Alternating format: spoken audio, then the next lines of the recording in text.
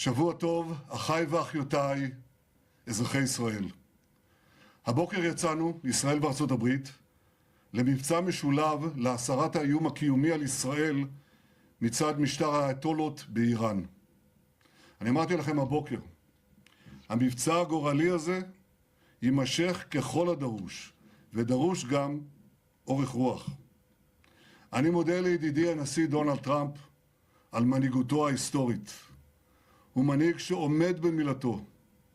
שוחחתי איתו שוב הבוקר, ואני מברך על שיתוף הפעולה ההדוק בינינו. שיתוף פעולה שהביא את הברית בין ישראל לארצות הברית לשיא של כל הזמנים.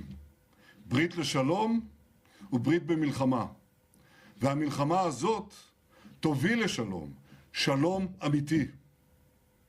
במשך 47 שנים קורא משטר האייתולות מוות לישראל, מוות לאמריקה. הוא הקיז את דמנו, הוא רצח אמריקנים רבים, והוא טבח בעמו שלו. היום כבר כולם מבינים, אסור שמשטר טרור רצחני זה יתחמש בנשק גרעיני, שיאפשר לו לאיים על קיומנו, ויאפשר לו לאיים על שלום האנושות כולה. אנחנו יצאנו לקרב כדי לשנות מצב זה מן היסוד, לשים קץ לאיום. ביום השני של מלחמת התקומה, הבטחתי לכם, אנחנו נשנה את פני המזרח התיכון. עשינו זאת בעם כלבי, ואנחנו עושים זאת עכשיו ביתר שאת, במבצע שאגת הארי. הבוקר, במתקפת פתע עוצמתית, השמדנו בלב טהרן את המתחם של הרודן חמינאי.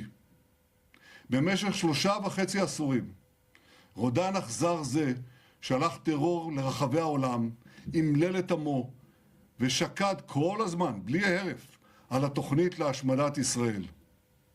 התוכנית הזאת איננה, ורבים הסימנים שגם הרודן הזה איננו. הבוקר סיכלנו בכירים במשטר האייתולות, מפקדים במשמרות המהפכה, בכירים בתוכנית הגרעין, ואנחנו נמשיך. בימים הקרובים נכה באלפי מטרות של משטר הטרור. אנחנו ניצור את התנאים לעם האיראני האמיץ לשחרר את עצמו מכבלי הרודנות.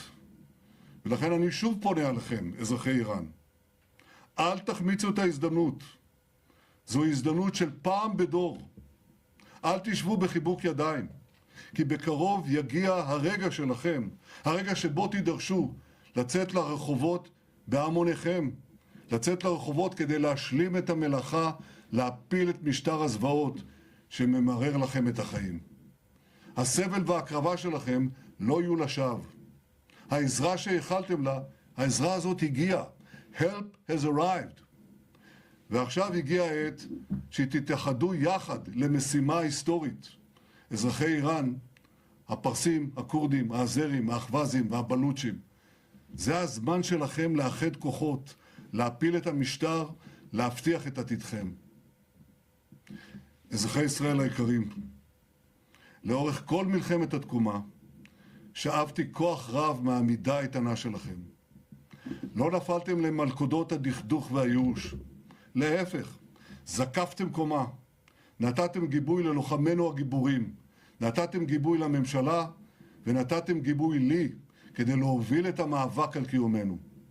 כך בדיוק נוהג עם חפץ חיים, עם של אריות. גם בימים הקרובים נידרש יחד לאותה עמידה איתנה, לאותה משמעת ברזל בשמירה על הוראות פיקוד העורף. אזרחי ישראל היקרים, יש סמליות רבה בכך שהיום הוא י"א באדר. בתאריך זה, לפני 106 שנים, נפל גיבור האומה יוסף טרומפלדור בקרב תל חי. מורשתו, גבורתו, מפעמות בנו. באנדרטה לזכרו, בפסגת אצבע הגליל, בה נפל עם 7 חבריו, הוקם פסל הארי השואג. פעמים רבות במהלך חיי ביקרתי שם.